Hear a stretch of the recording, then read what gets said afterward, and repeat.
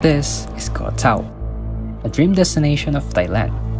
For years, it has been the ultimate postcard of Southeast Asia. A place where young people go to find adventure and for a few weeks forget the real world. But in September 2014, the real world and darkest version of it arrived here. This is a story of a crime that changed how the world viewed this island and a search for justice that evolved into a fight for the truth. But before that, Beyond the Tour looks past the resorts to the deeper stories affecting travel and tourism. If you appreciate this kind of video and topics, please like and subscribe right now. Let's go back to the video.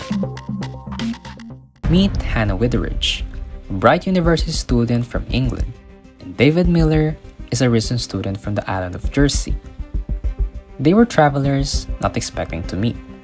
They were not in a relationship, but both were enjoying the end of their backpacking trips. Two young lives full of promise that would tragically end together on a single stretch of sand. On the early morning of September 15, 2014, their bodies were discovered on Syri Beach near their hotel.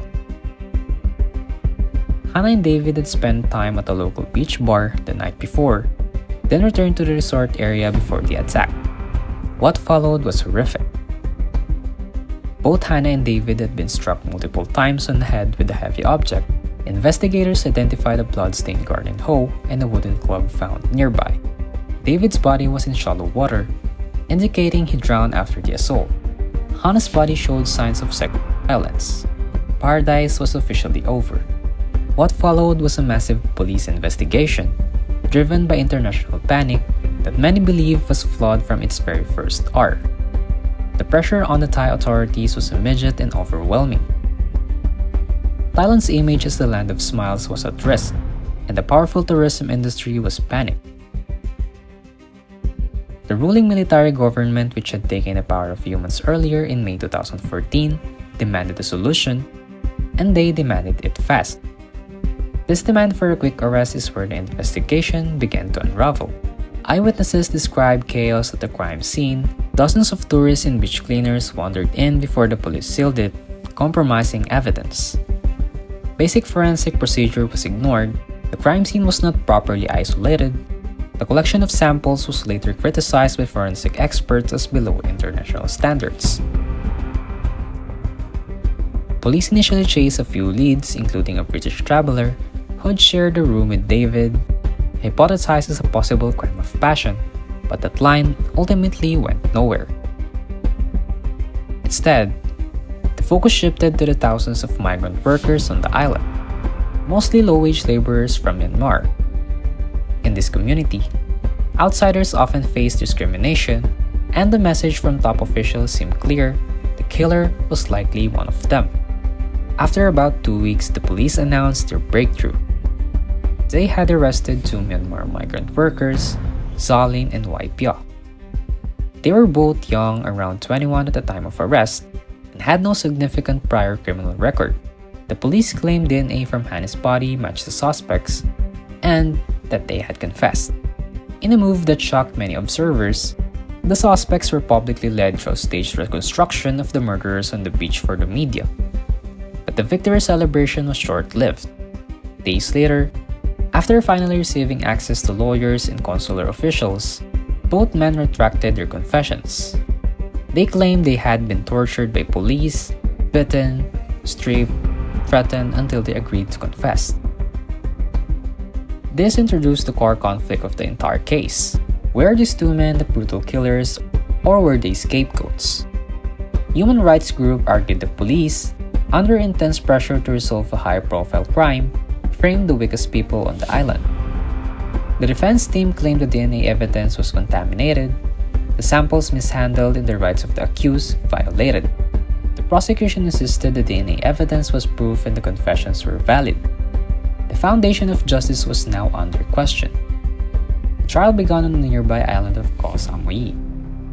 The 18-day trial opened on July 8, 2015 in the Koh Tao Provincial Court. The prosecution's case rested heavily on the single piece of DNA evidence found on Hannah's body and linked to the two men together with the blunt instrument trauma. The defense team pointed out major legal violations. For example, They were not permitted independent testing of the original samples, and alleged the forensic process was not consistent with international standards. The lead forensic expert called the police collection methods deeply flawed. Adding to the controversy was a persistent local whisper about who might be the real killers. Many island residents and independent commentators spoke of powerful, well-connected Thai bar and resort families who exert substantial influence on the island. Some believed that the police investigation was cleaned up to shield someone connected, and that the two migrant workers were the convenient scapegoats. While this theory is widely discussed, it remains unproven and must be presented as such. Despite the questions about DNA, the evidence handling the torture claims, the court delivered its decision in December 2015. On December 24, 2015, Zolin and Waipio were found guilty of the murder and rape of Hannah and murder of David. They were each sentenced to death. The verdict accepted the prosecution's DNA evidence as sufficient proof. Reportedly, the court said it did not base its decision on the confessions. The legal battle didn't end there. Appeals followed. The Thai Appeals Court rejected the defense arguments in 2017, and the Thai Supreme Court upheld the sentence on August 29, 2019, stating the forensic evidence was clear, credible, and detailed. Eventually, in August 2020, as part of a royal decree issued on August 14 to commemorate the king's birthday, the death sentences for Zolin and Waipio were commuted to life imprisonment, rather than removing their conviction. Today, Zolin and Waipio remain behind bars, their lives now confined to the walls of a Thai prison. For the families of Hannah Witheridge and David Miller, the verdict brought an end, but not closure. Justice, for them, will always be lived in the shadow of doubt. For Thailand, the land of smiles, the Koh Tao murders left a scar that no white sand or turquoise water can erase. It revealed the fragility beneath the paradise, a reminder that even the most beautiful places can hide the darkest truths. Years later, visitors still arrive on the island, chasing sunsets and freedom, unaware of the tragedy that unfolded on its shores. But for those who remember, Sari Beach is no longer just a postcard, it's a silent witness.